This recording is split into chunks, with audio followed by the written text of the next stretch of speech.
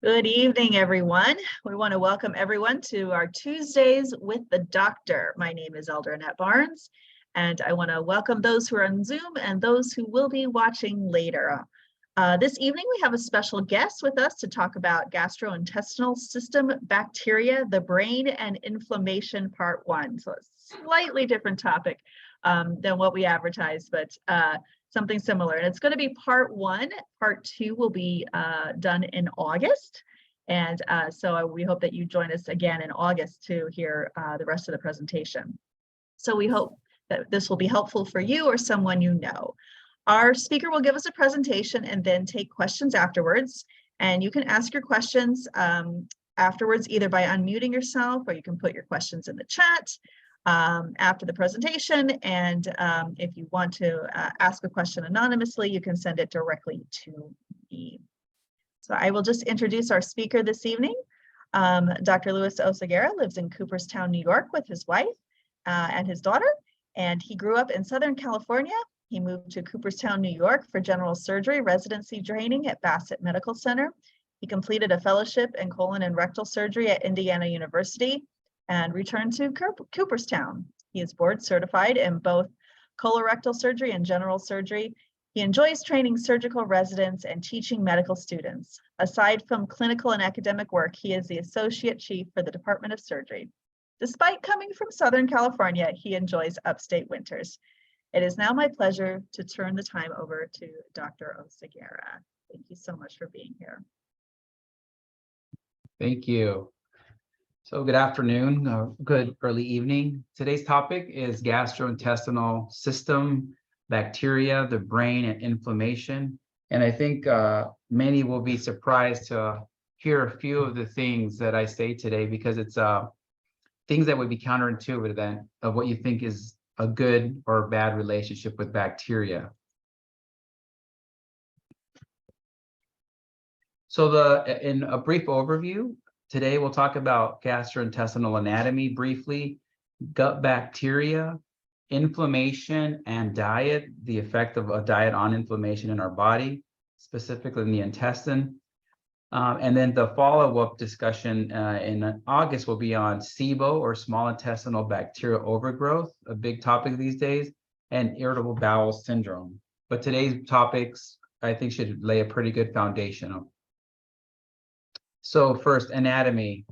I'm sure most of you know this already, but the digestive system actually begins with our lips, with our teeth, with our tongue. Once we put what we say a bolus or a mouthful of food in there, we chew it up, it secretes, the brain tells the salivary glands to secrete the fluid that helps digestion to begin so that the food that we eat can go down the esophagus into our stomach.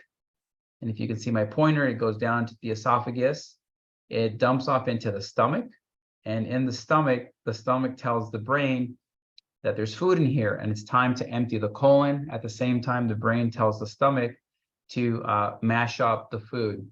From the esophagus all the way down to the anus, the digestive tract is basically a long tube of muscle. And at some places there's 3 layers and there's different orientations, and the way they contract allows the food to be pushed through. It's kind of like having a toothpaste. When you squeeze it in one direction, the paste should come out through the opening. That's how ideally the digestive system works, as a long tube of muscle. Once the food is in the stomach, the liver is told to secrete its enzymes that it stores, like bile, in the gallbladder, and the pancreas, which sits right behind the stomach, is also told to secrete its enzymes. So the fat, the carbohydrates, and the protein that we eat gets digested by these different juices. Then it goes through the small intestine. We have many, many feet of that. Believe it or not, you can live with as few as 150 centimeters of your small intestine, but you would have quite a few problems. After the food goes into the colon, we refer to the colon, or the large intestine, as having a right colon, a left colon, then the rectum. So the stool is basically just the colon is a reservoir for food that no longer has anything that you can digest out of it. All the digestion and absorption of the nutrition occurs on the small intestine. The colon just stores it until it's time to get rid of it. So you can actually live without having an esophagus. We can put a tube in your stomach. You can actually live without a stomach. We can hook up certain parts of your intestine to the esophagus. You can live a perfectly fine life without your colon, your rectum, or your anus. And like I said, you can live with without a large part of your small intestine, but you would have a lot of problems. So it's amazing how there's a lot of redundant systems and the ability to keep people fed without, even if you're missing vital structures. So first, histology, or the study of the tissue or the cells. I put these pictures in just to show in contrast the difference between the small intestine and the large intestine. Here under a microscope, you can see the different layers of the small intestine. The lumen is the area where the food that you just ate is rolling by, and it's making contact with these villi. The lower picture shows a much prettier picture, in my opinion, of what villi look like. They look like finger extensions, stroking, or the food grazes over them. The reason that the small intestine is made in this way is because by having these villi, it increases the surface area, allows for more contact with the nutrition, with the food that you ate, so that you can extract and absorb nutrition, minerals, and vitamins. Below the mucosa, which is the layer that makes contact with the food, you have the submucosa, which has the strength for the intestine. You have a muscular, internal, and an external layer of muscle. Again, just alluding to what I mentioned earlier, that you have to squeeze the food that you ate along this tract. On the right, you see a cartoon just kind of showing the cross-section picture on the left, but in cartoon form. And you can see that the small intestine, what it would look like. I draw your attention when you're looking at picture B, where the villi are on the inside. It's magnified just to the right. You see that there's an artery and a vein that communicate with each other, and a green lymphatic channel. All this is very important when we talk about bacteria and the health of the gut. I think it's a very beautiful design that the small intestine has. When you look at the colon, unlike the small intestine where you had villi, here we have ducts. These what we call glands, where water can get absorbed. The colon, aside from storing the stool before it's time to eliminate it, is the last chance, or the last place where your body, if it needs to reabsorb more water, does it. You'll notice that when you have a viral infection and your body's trying to clear things out of your system, you go to the bathroom more frequently and you have loose stools. That's what the body's trying to do. It's trying to decrease the time that offending agent is in your body. When you're not drinking enough water, people tend to get constipated. And so that's the colon trying to reabsorb as much water as possible, so that to improve your health. But that's why people have a harder time eliminating waste when they don't drink enough water. You can see here that the white cells are called goblet cells. They secrete mucus, and that helps lubricate the stool. In both the small intestine and the colon, the cells that you see here, these little white ones, the lining of the lumen of the colon and the small intestine is shed completely once a week, but we never see it because it's mixed in with stool. It's an amazing concept.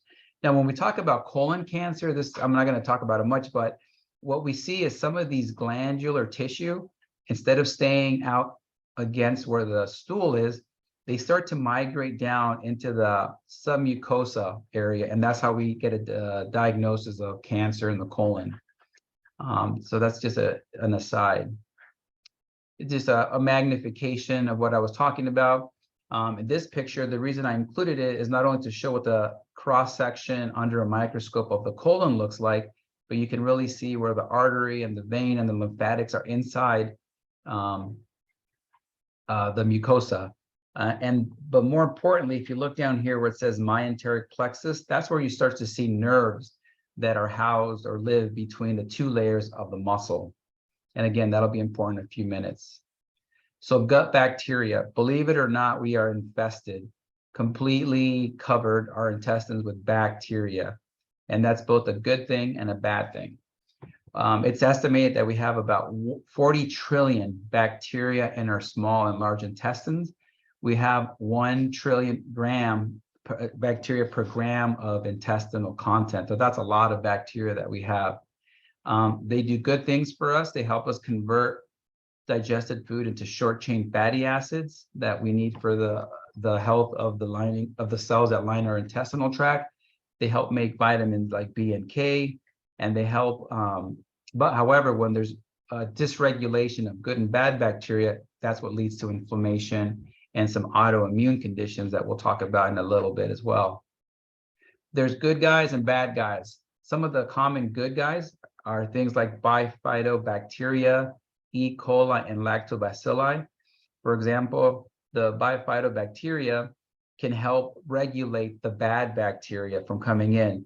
It could also tell your immune system to come in and fight off these bad, they basically tattle on other bad bacteria and bring the immune system to help fight them off. E. coli is probably one we've heard about. It's actually important making vitamin K2, but some of the different strains can also cause illness.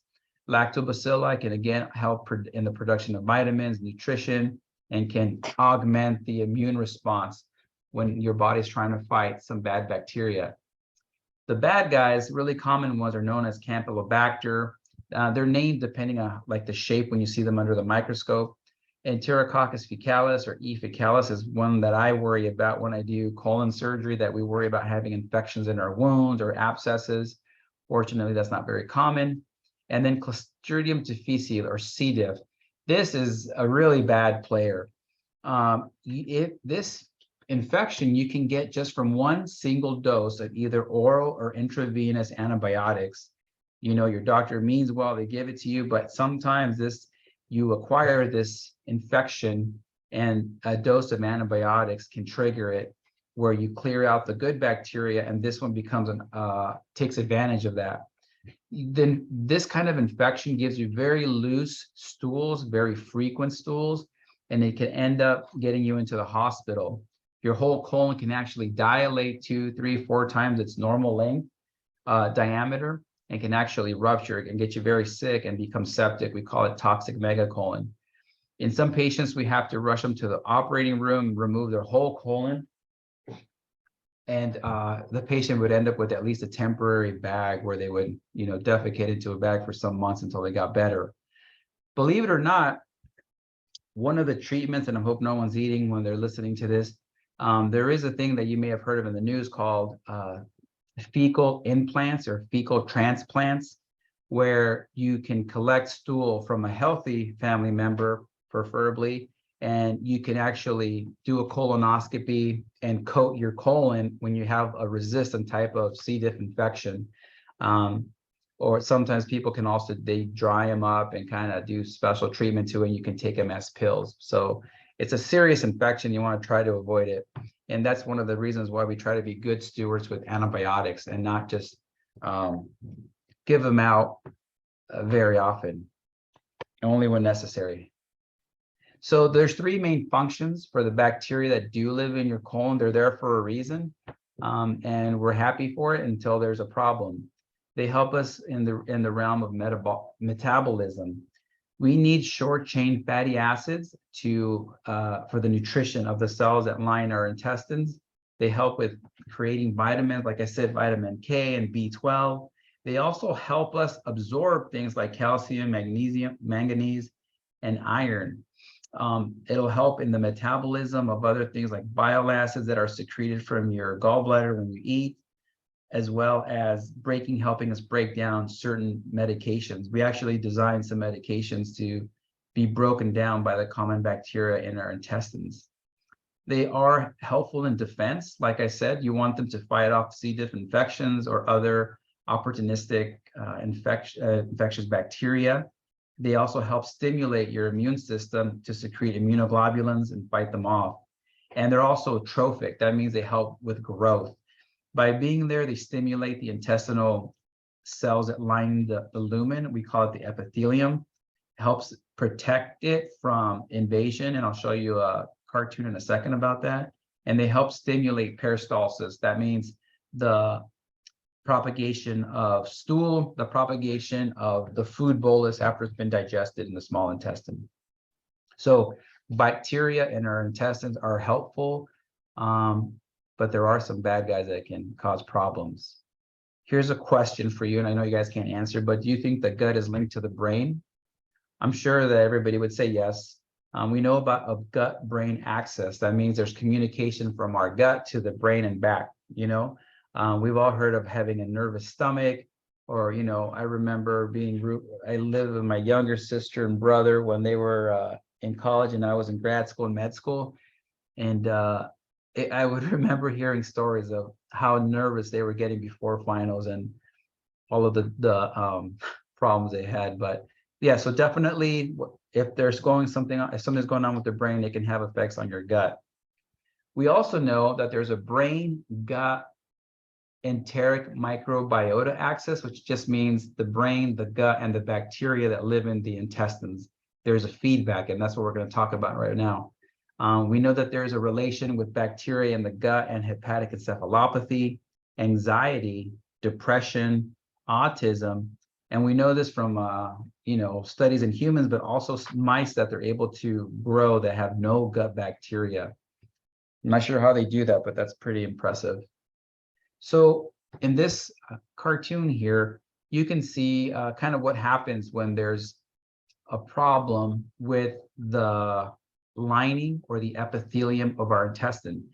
Normally, this is a cell with the nucleus in the small intestine or the colon, and they're held together by these, multiple different things. Here they call them claudin and occludin. They make sure that each cell is abutting next to the surrounding ones, and there's no space for anything to get through there. However, if there's a break in these little structures, bacteria can sneak their way through and try to get into the bloodstream. What the body does is it sends in immune cells to fight this off, and that's where you have inflammation. That's your body trying to fix a problem. How does one get these breaks between the cells? Well, it could be from stress, infections, antibiotics, or a poor diet. To prevent that, you want to have diets that provide for you short-chain fatty acids, taking prebiotics, probiotics, and overall having a good diet.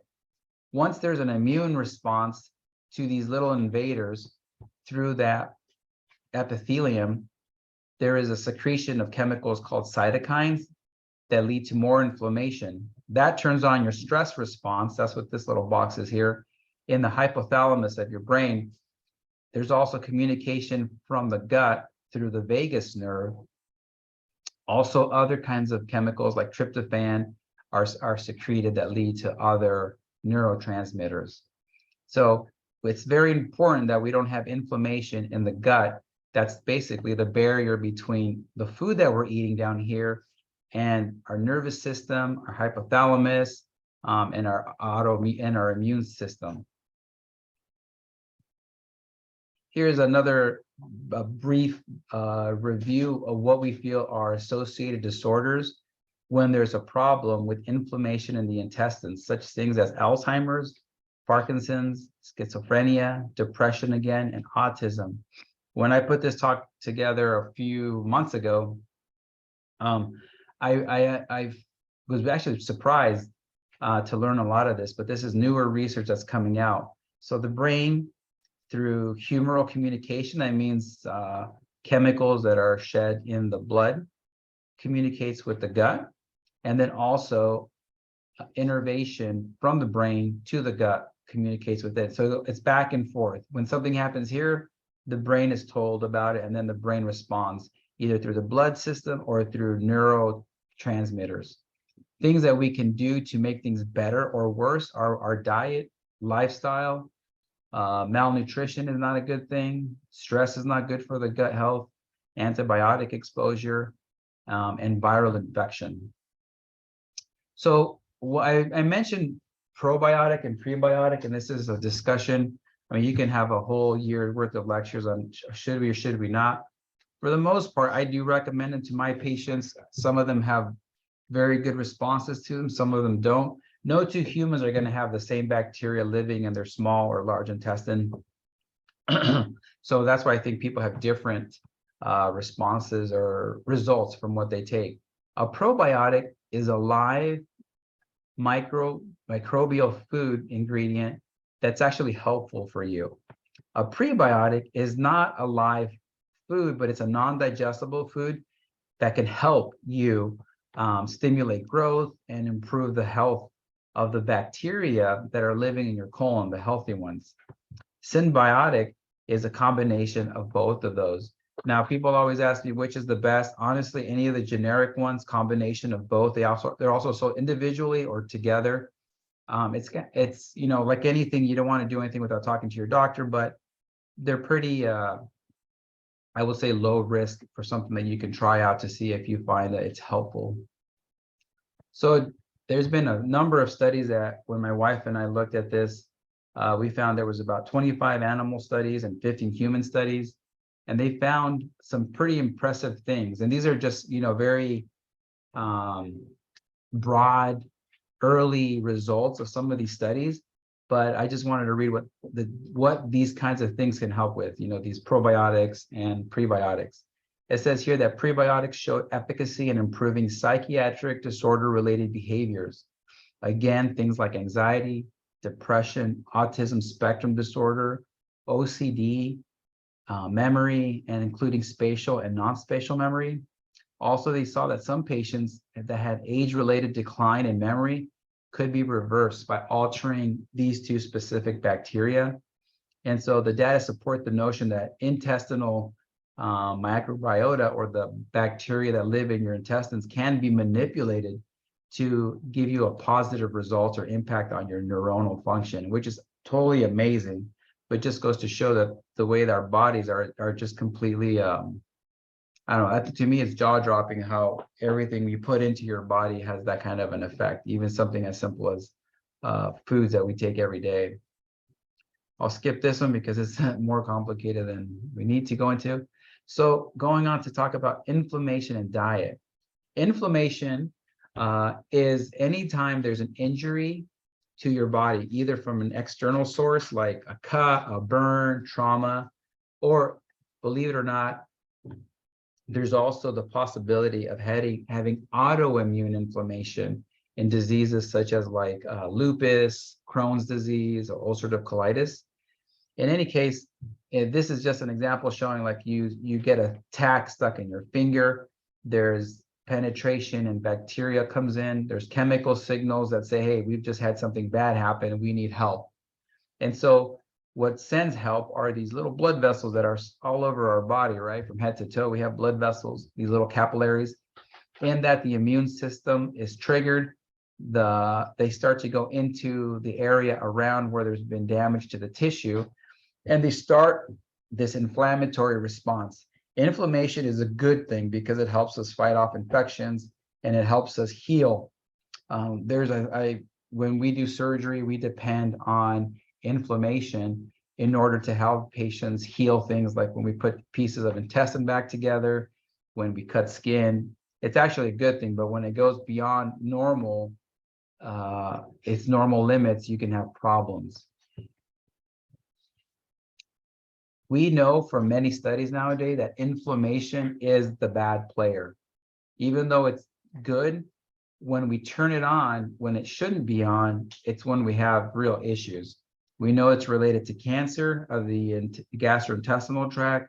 We know it leads to cardiovascular issue, from off and on inflammation in the lining of the vessels. That's how you get atherosclerosis, plaques, and all that thing that cause so much medical problems. Alzheimer's keeps coming up, pulmonary disease, arthritis, right? Autoimmune diseases that I mentioned earlier, neurologic diseases, and diabetes. All these things are related to our diet that causes inflammation and then has very serious consequences. We know obesity, diabetes, infection, and injury lead to inflammation, and this steady state of inflammation, or constant steady state of inflammation, leads to a number of really bad things. Metabolic syndrome, in case you don't know, has to do with obesity and being overweight, but many, many problems with inflammation. So the question is, all right, I made the point that inflammation is not good. What is the relation to diet? Well, unfortunately, we live in a country where our standard diet is prone to increased inflammation in our gut.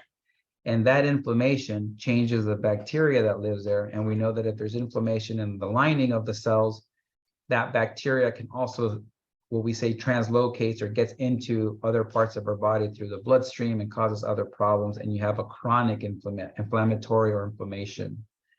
What does this? Processed foods. I'm sure I'm not saying anything new that people haven't heard. Meats, especially processed meats and organ meat. Fried foods that are soaked in oil, sugar, soda, white bread, white rice, and desserts, and then diets that are low in fruits and vegetables. So we now think that chronic low-grade inflammation is like a silent killer that we don't even think twice about. You know, some of those foods that we consider comfort foods might actually be causing us to have more anxiety and stress without even knowing it. So again, diet influences the disease risk for many diseases that we see nowadays. Here's a schematic of how that happens. Whatever we eat can lead to production of different factors that you see here that lead to endothelial dysfunction, or if you don't have enough things, kind of like fruits and vegetables or omega-3 fatty acids. The endothelial dysfunction, those are the cells that line your intestinal tract, are broken up, they get loose, you know, for lack of a better term, and things can sneak by. When these things, like having too much trans fats or saturated fats, increases the bad types of cholesterol, it leads again to dysfunction of those cells, and you can get a chronic diseases, heart disease. Again, our diet, we can increase our sugar, leads through bad processes, to create free radicals and superoxide. These things are really bad. These are bad players. And through different pathways, they contain multiple pathways, they can lead to the inflammatory response. The body is amazing in that it has like backup systems to make sure you have an inflammatory response when you need one. However, when we're turning on that inflammatory response inappropriately, then we have to suffer those consequences, unfortunately. There was a study looking at 200,000 nurses in the United States over 32 years. That's a long study. And they kept track of kind of what the foods that they were eating. And they were able to determine that there were certain things or types of diets that would lead to higher pro-inflammatory potentials that we already mentioned, like meat, refined carbs, sweetened beverages, and others. And they found that there were other nurses doing the opposite, like, you know, things that were actually helpful. Not so sure about the coffee and the wine, how they were able to include it there, but at least in this study, they thought that perhaps those were not as harmful as the things up on the top. And what you see over time is that the likelihood of developing cardiovascular disease went up with more inflammatory potential foods. So you can just see an exponential increase. So they had almost a 40% higher risk of heart disease by doing the pro-inflammatory diet. So what can you do? Okay, I probably scared you guys. What can I eat? You're telling me I can't eat what I like. Well, part of it over time, as you eat things that are healthy for you, your taste buds actually do change. We know that, and your desire for the bad stuff goes away. So the things that we can add are fiber in fruits and vegetables, beans, nuts, and seeds. I've heard a number of people say that we should be actually having beans at least once a day, if not with every meal. And I mean, that there's so many different beans and ways to cook it that it's not such a bad thing, I think. So you can replace grains with whole grain options like brown rice instead of white rice, whole wheat bread instead of white bread, and high fiber diet snacks like berries, apples, or carrots with hummus. These are the snacks that you can have, as much as you want and never feel guilty about it, like some of the more processed foods that we have. Phytonutrients are really good, like the colorful vegetables and fruits, leafy vegetables like kale, and some of the spices. That's where you have to get a little more creative, like how do you incorporate turmeric or curcumin and peppers. There's a lot of ways online that you can find to incorporate those, but those are really good things that are very helpful to decrease inflammation in your body. Healthy fats, eating walnuts, olive oil as a salad dressing, sprinkling flaxseed or flax powder, that's and oatmeal. Those things are amazing for brain health. Things like sesame seeds too. If you want to fight off dementia, a lot of these small seeds are packed with just amazing vitamins to help ward that off. So, in short, to make a significant difference in decreasing inflammation, we need to focus on our diet. It's hard to make dramatic changes overnight, but if you start by adding things that you normally wouldn't eat, little by little, you'll notice. I've done it myself. You start to get into new habits, and you start to crave the things that you never thought you would. I used to be a big meat eater. I don't eat meat anymore. It wasn't overnight, but it was able to be done. So we need to increase antioxidants and plant-based nutrition, and this will help us to prevent free radicals, which also, I put this in as an also, from damaging our DNA and causing oxidation, which then leads to inflammation. So this was the part one of what I wanted to talk about. I think it lays a pretty good foundation for the next talk that I do, which will be on things like SIBO, which is small intestine bacterial overgrowth, again, with the topic of bacteria. Many people that I see in my clinic talk about bloating, indigestion, just not feeling quite right. And a lot of it has to do with this imbalance of good and bad bacteria, as well as talking about irritable bowel syndrome. And we can also talk, which would include talking about, diarrhea and constipation. But now sorry, I don't want to start talking about that. That'll be at the end of August, but I'm happy to answer any questions. It was really interesting. Thank you so much. It was very, very fascinating how the body works and how resilient it really is.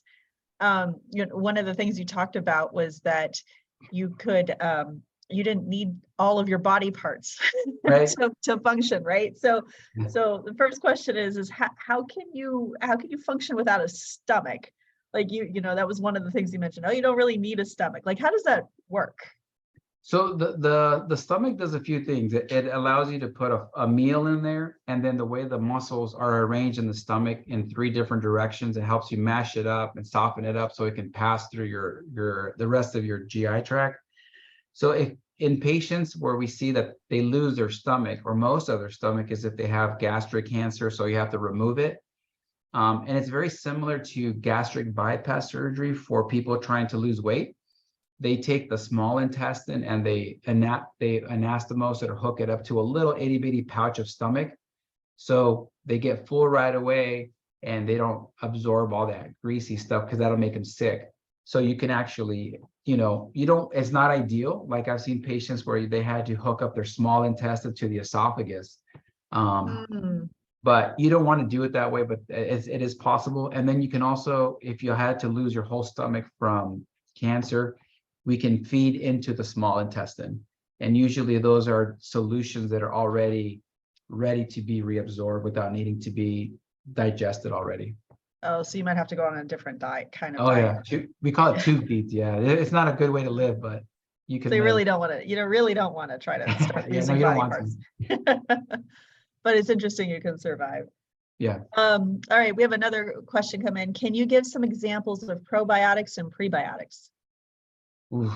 Honestly, like I would have to open up a list, but any over the counter, you don't need a prescription for any of these. It's kind of like I said in the talk, you can start with the cheapest stuff and they're just as good as the expensive stuff. And it'll just say it's a prebiotic or a probiotic. And in my experience, I never recommend one over another. But I think if you're going to try and see if it helps with digestive problems that you might have, I mean, I'm supposed to say always talk it over with your doctor, but yeah, you can kind of like be a little bit of a scientist and just, start with the probiotic and then you can add a prebiotic, and if you find like having the combination helps, then you can switch to one of the combination of both. But I don't have any specific, like, this is the brand to go for, because there's so many out there. But you could go to a pharmacy or a grocery store and pick these up. Is that what you're? Yep. Yeah. Oh, interesting. Is this related to, because it sounds like it's a little bit experimental on what would work for each person, the dosage and the type. Is that related to, you mentioned that every person has different bacteria from other people. So how does that happen? Like, how do people have different types of bacteria in their system? Oh, well, we, from different parts, living in different parts of the world, we see that. And no two people, you can live in the same house, but at some point in time, you don't have every single meal together. You might have had antibiotics and someone else in your family didn't have antibiotics. So it's just, different life experiences. There are common ones that most of us have, and then there are some that'll be different between each other. And then over time, bacteria have this innate ability to change. We see it with certain infections, like you've probably heard of MRSA or methicillin resistant. It's like a skin infection. Bacteria can learn to adapt and change over time too. Wow. That could be good or not so good, right? Depending on Right. what you're Yeah, trying to fight off, right? Yes. Interesting. Are there any foods that are considered probiotics? That's a good question. I've never, I think it's mostly we call them isolates, the way they're packaged and they're on sale, but I don't know the answer to that. I've only recommended it as they're sold in the store. Right. And it seems like some food comes with advertised as having the probiotics or something added to it or something like that. But yeah, correct. Is that beneficial, or is that just a marketing scheme? I think that's more of a marketing scheme, to be honest with you. I mean, maybe I didn't make the point, but the best thing you can do is just to have, and I tell this to my patients, is a plant-based diet. You're not going to go wrong. I mean, there's no side effects to that. People try to make the claim that you're going to be like protein deficient, but if you do the right combination of beans, lentils and grains, plant-based proteins are always going to be healthier and better for you than anything you can get, from animal proteins. So you did mention in your presentation that some say, you should eat beans at least once a day, like every day, right, at one meal. What about soybean products? Because there's a lot of products made out of soybeans. And I know there's been some concern about eating too many soybeans, right? So what about those products? So one of the biggest things with soybeans or soy products is to make them taste good. Sometimes we we end up, over processing it, and so now what was good because it's a soy product is now really not as good for you. I mean, having like as basic of soy as you can get and then learning how to cook with it is the best way. So where people are worried about is when you talk about soy and estrogens or phytoestrogens, that means they come from plants. Those are actually have not been shown to cause problems with people who, like, say you're postmenopausal and you want to do estrogen supplements. People used to say, oh, do the soy-based estrogens, and they thought, well, that can still have a risk of cancer, for uterine cancer, stuff like that. But the studies are actually showing that it's not the case. But I mean, obviously talk to your doctor about that, but that was one of the bad raps that soy-based products had, but it's actually, when you have like soy in its most basic form, it's not harmful for you. Yeah, it's interesting because it seems like soy milk is almost gone from the shelves and it's been replaced with almond milk. Yeah. So there was that huge, scare of too much soy, right? Yeah. I mean, when you look at countries like in some of the Asian countries where they do ingest a lot of soy products, you don't see the things that people are worried about with ingesting too much soy. One of the big things for men is feminization, like gynecomastia or developing breasts, and it's not, you really don't see that when it's phytoestrogen. When you start using the synthetic estrogens, then that's when you do have problems. with cancer in women and like gynecomastia. That's interesting. Mhm. And it's good to know because there was that huge scare for Mhm. quite some time. So, so along the lines of food, you said those small seeds, like flaxseed, whether whole, you could use them whole or ground. And I was Mhm. curious, if you do use them whole, does the body process them or break them down, or do they do you any good at all whole? Yeah, Because yeah. they So do. that's like, yeah. So that's what the whole point. Like I'm. This is one thing that I have to keep reminding myself of is when you eat, you got to really take your time. You know, chewing it as well as you can, and then your stomach does the rest of it. I mean, the hydrochloric acid in your stomach is very strong, and so you will draw out from it. You might, if you were to look and you've passed it in your bowel movement, you might see like the shell or the outer coating, but you definitely do take some nutrition from it. That's good to know because I often buy the ground flaxseed because I was like, I'm not sure if whole flaxseed's actually doing anything. Well, even if you do it ground, So, it's not going to hurt it. I mean, that's good too. no. I mean, it's Yeah, easier, yeah, for your system. yeah, that's cool. That's cool. There was a number of spices that you had on one of your slides, turmeric and cinnamon and ginger, and I'm trying to remember, cumin, I think was on there, or that type of thing. That all sounds like Indian spices. That's in curry or Indian food. So I just thought that was interesting. Do you might have a comment on that? Like if we ate more Indian food, maybe Yeah, is that helpful? so if you remember, I'm sure you guys know. So India, that's like the largest by population country. They tend to be overwhelmingly plant-based or vegetarian, That's because true. of Yeah. like their respect for animals and from religious beliefs. And so I think that's why they all combine them together, and it's actually healthier food. I mean, you can make anything bad, like I was just saying that about soy, but I bet you like there's a lot of, I mean, for a vegetarian going to an Indian restaurant, like that's like the greatest place. Yeah, yeah, for sure. But it's also good for your system, not only, Yeah, right? It's tasty, but absolutely. it's also healthy for your gut, right? Absolutely. That's cool. I find it fascinating, this whole brain to gut connection.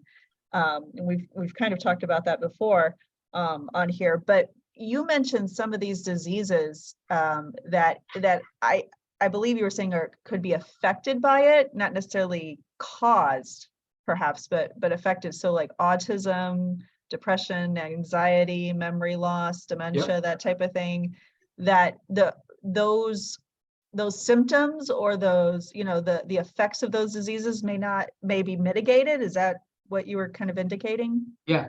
In my own family, I can tell you from a personal experience in my family, who a member who was so severely depressed for 20 years, basically their whole adult life. Um, we took her to Boston to the Harvard doctors. She was getting all kinds of like modern therapies, everything under the sun, and all kinds of multiple medications. She spent time. I'm sure you've heard of it. This place called Weimar, where Dr. Nedley goes. He doesn't take anybody off the medicine, but he goes all the way back to plant-based exercise, sunlight, water, and rest. And I'm not kidding. This lady went from not working a whole year, and she's like a high functioning professional, but she was so disabled, to now is you would not even recognize her. And largely the biggest thing was the diet that was changed. That was one of the biggest things. And it's like you would never recognize this person. And so like the diet was a big component to that. I mean, even if you ever have had too big of a meal, just how do you feel? It's almost instantaneous, the effect of the food, especially like on a Thanksgiving when I used to eat turkey. You do too, right away, that there's a reaction from what's in your gut to your brain and vice versa. But I think it's an evolving science, this thing about our diet, our brain, and the bacteria, but it's definitely showing to be true. Very, very interesting. So you're saying he didn't take them off the medication. He just sort of changed their lifestyle, and eventually that just. And it was dramatic. I mean, it was in the course of almost a month. Okay. Now she's off quite a few of the medications. And she'll tell you, I mean, it's simple things like just the diet alone help a So lot. if we're trying to modify our lifestyle or make a small change in our diet for the positive, we should give it at least a month, right? Oh yeah. To kick in and Yeah. see some results. Yeah, there's plenty of studies that show how plant-based diets it's literally like within a couple of weeks, you'll start feeling better. And I mean, if you want weight loss, plant-based diet is the way to go. Absolutely.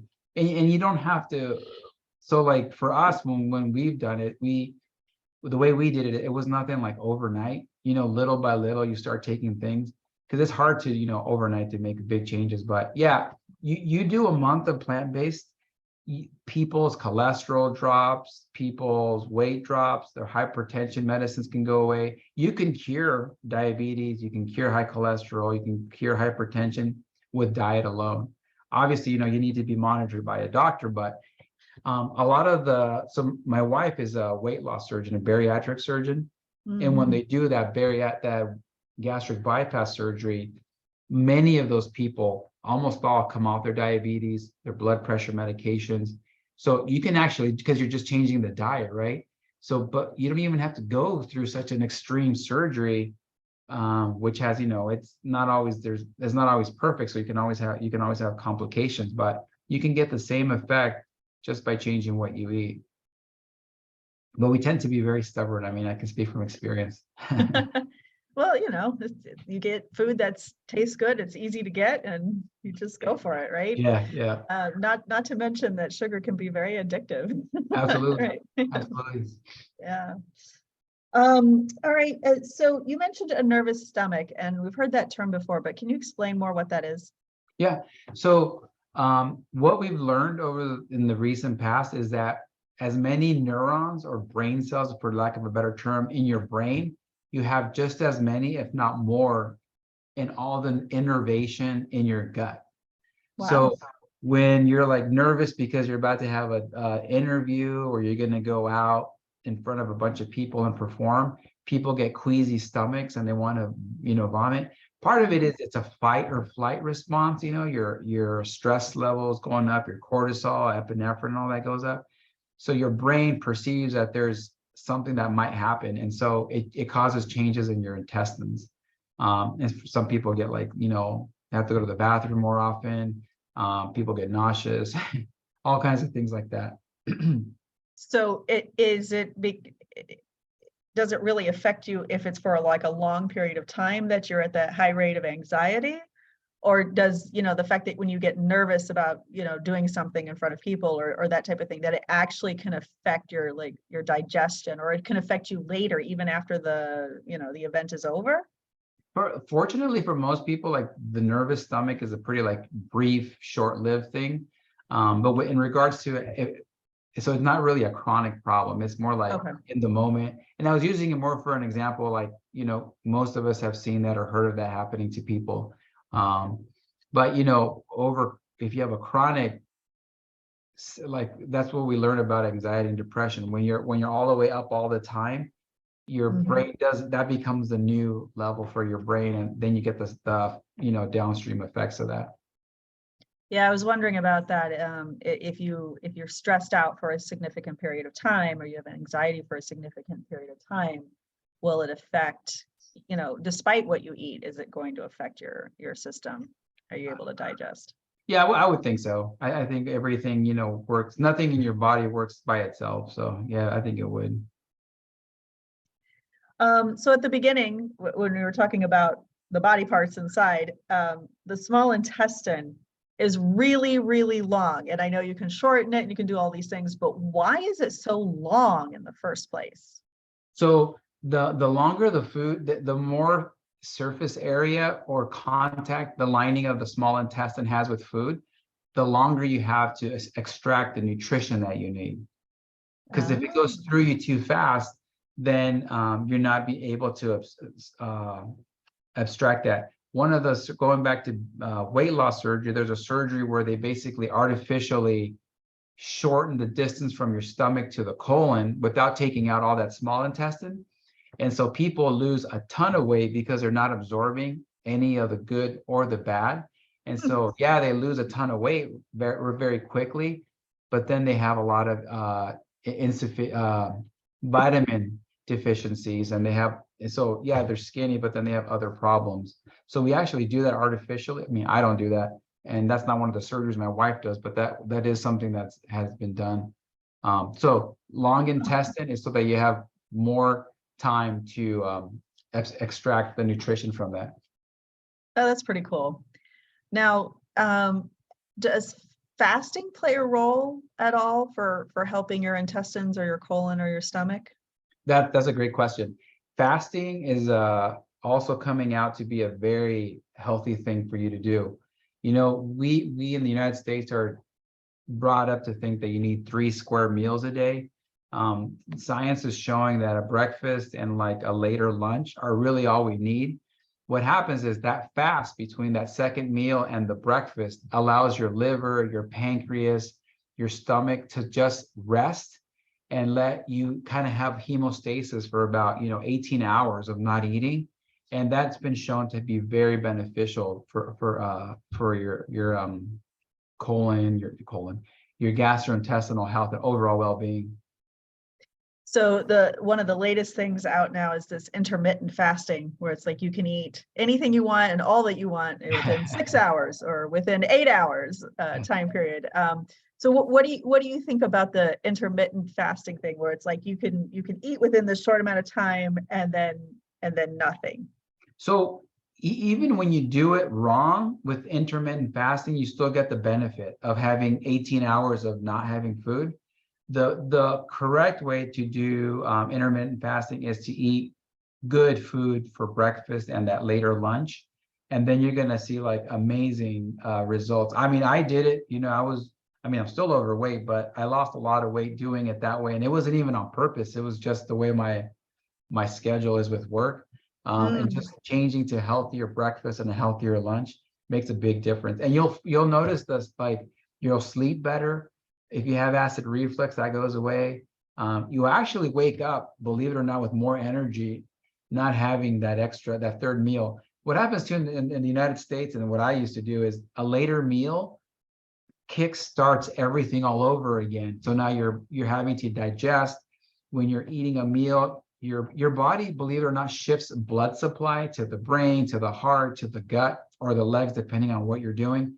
So you hear stories of marathon runners, the blood's being sent down to the legs and the arms, not much to the gut. So then they tend to have problems with digestive issues during the race, right?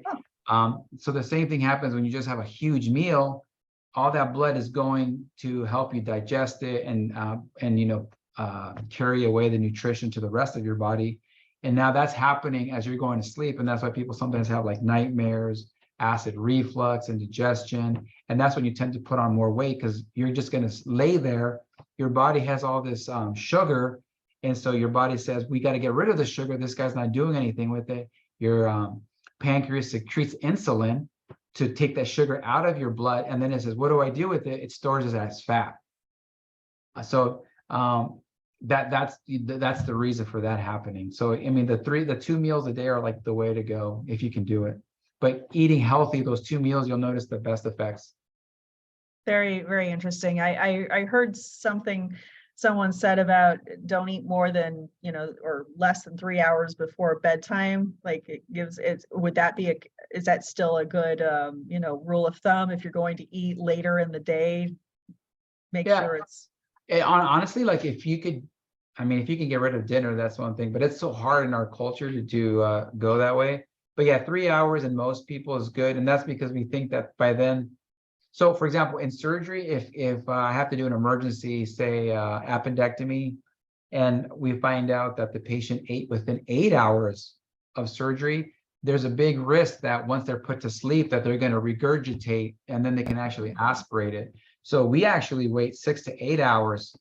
3 hours is really not enough when you think about having an empty stomach. Really? So you want to, when you go to bed, you really want to have an empty stomach.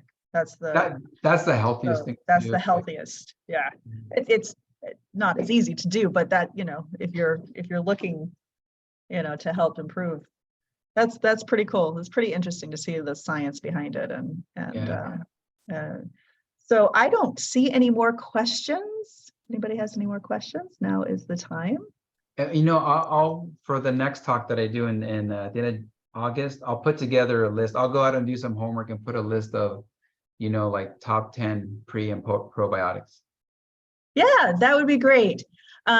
So just to recap, this was actually part 1. Part 2, Dr. Oceguera will bring us part 2 on July 25th at 6:30 p.m. Or sorry, okay.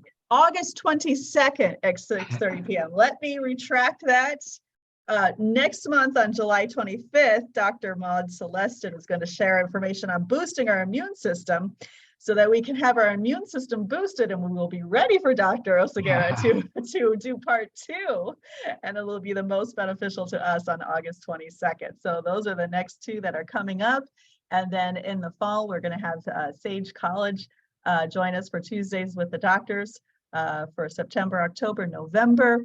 And their physical therapy department will be sharing some things with us. So we have quite the rest of the year to look forward to. So other information can be found on our website at joyoftroy.org. Have a wonderful evening, everyone. Thank you.